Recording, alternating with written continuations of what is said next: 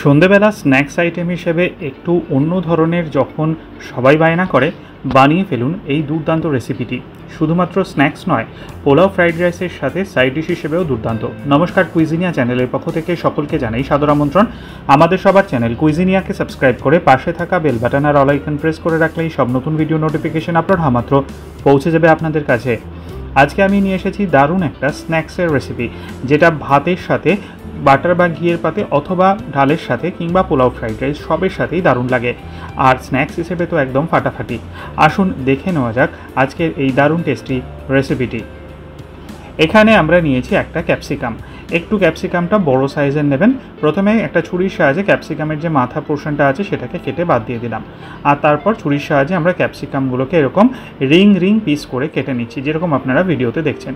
Ring করে কেটে নেওয়ার পর মাঝখানের যে পোর্শনটা আছে এই পোর্শনটাকে কিন্তু আমি বাদ দিয়ে দিয়েছি। বাদ দিয়ে এরকম 4টে রিং পিস আমরা পেয়েছি। এদিকে নিয়েছি আমরা কিছুটা পরিমাণ সেদ্ধ আলু। সেদ্ধ আলুটা দিয়ে আমরা পুরটা বানাবো, তার জন্য আমরা এখানে দিয়ে দিয়েছি প্রথমেই স্বাদ অনুযায়ী নুন, তার সাথে আমরা দিচ্ছি সর্ষের তেল, কাঁচা সর্ষের তেল বেশ কিছুটা পরিমাণ এখানে আমি ব্যবহার করলাম। 1 টিস্পুন পরিমাণ দিয়ে দিচ্ছি আমচুর পাউডার, দিয়ে দিচ্ছি বেশ কিছুটা লঙ্কা কুচি করে, আর তার সাথে দিয়ে দিচ্ছি ধনে পাতা। ধনে পাতাটা আমি কিন্তু ডাঁট শুদ্ধ হাত দিয়ে ছিঁড়ে দিয়ে দিচ্ছি।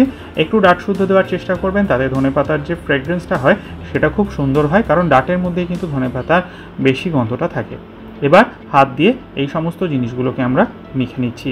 চাইলে আপনারা এর মধ্যে পেঁয়াজ দিতে পারেন, আমি দেইনি কারণ আমি এটা নিরামিষ পদ্ধতিতে করছি। আদা কুচি, পেঁয়াজ কুচি সমস্ত কিছুই দেওয়া যায়, বা অন্য কিছু চাইলে মশলা সেগুলোও দিতে পারেন। আমি একটু সিম্পল টাইপের রাখার চেষ্টা করেছি বলে আর কিছু দেয়নি। ঠিক এরকমভাবে আলু সেদ্ধটাকে আমরা মেখে নিয়েছি। পুরটা কিন্তু আমাদের এখানে রেডি হয়ে যাচ্ছে, দেখে নিন। পুরটা আমরা এইটা কিন্তু স্যান্ডউইচের পুর হিসেবেও ইউজ করতে পারি। যাই হোক, পুরটা রেডি হয়ে গেল।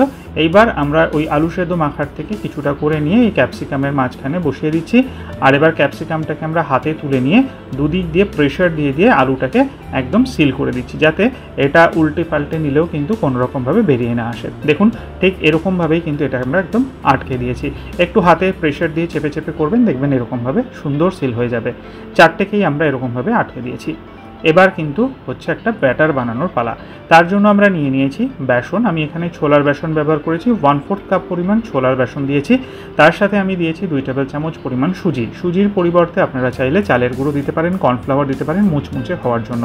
দিয়ে দিচ্ছি স্বাদ অনুযায়ী নুন, তার সাথে দিচ্ছি সামান্য 1/4 টিস্পুন পরিমাণ হলুদ গুঁড়ো আর 1/4 টিস্পুন পরিমাণ লাল লঙ্কার গুঁড়ো।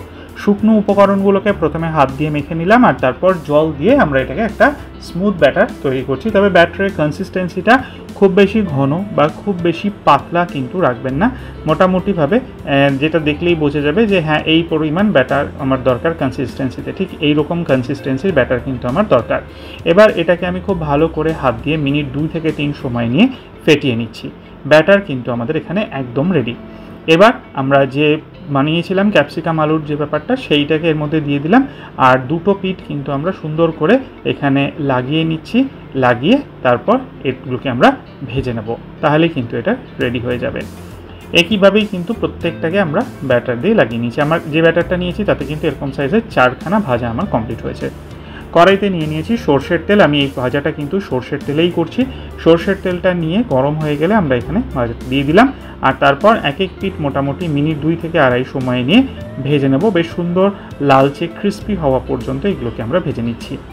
সন্ধেবেলা যখন মনে হয় যে একটু অন্য ধরনের কিছু খাই স্ন্যাক্স হিসেবে, বা বাড়িতে গেস্ট আসলে সব একদম ফটাফট বাড়িতে তৈরি থাকা জিনিসপত্র দিয়ে এরকমভাবে বানিয়ে ফেলতে পারেন। পোলাও ফ্রাইড রাইসের সাথে সার্ভ করতে পারেন, ভাতের সাথে, ডালের পাতে কিংবা ভাতের সাথে ঘি বা মাখনের সাথেও কিন্তু এগুলো সার্ভ করতে পারেন। সুন্দর লালচে মুচমুচে হয়ে গেছে, তুলে নিলাম। বাকিগুলো সেম পদ্ধতিতে আমরা ভেজে নিচ্ছি। তাহলে তৈরি হয়ে গেল আমাদের এই দারুণ সুন্দর টেস্টি রেসিপিটি। বাড়িতে অতি অবশ্যই ট্রাই করুন, খেয়ে জানান কমেন্টে কেমন লাগলো, আর ভালো লাগলে বরাবরের মতো একটা লাইক এবং প্রচুর শেয়ার করতে ভুলবেন না যেন। যারা এখনও চ্যানেল কুইজিনিয়াকে সাবস্ক্রাইব করেননি, অনুরোধ করবো চ্যানেলটাকে সাবস্ক্রাইব করে এই পরিবারের সদস্য হয়ে যাওয়ার জন্য। লাইফ ইজ প্রেশাস, গল্পের শেখালেকাল চ্যানেল দুটিকে সাবস্ক্রাইব করতে আজকের ভিডিও ডেসক্রিপশন বক্সের লিঙ্কটা প্লিজ চেক করে নেবেন। সবাই ভালো থাকবেন, সুস্থ থাকবেন। নমস্কার।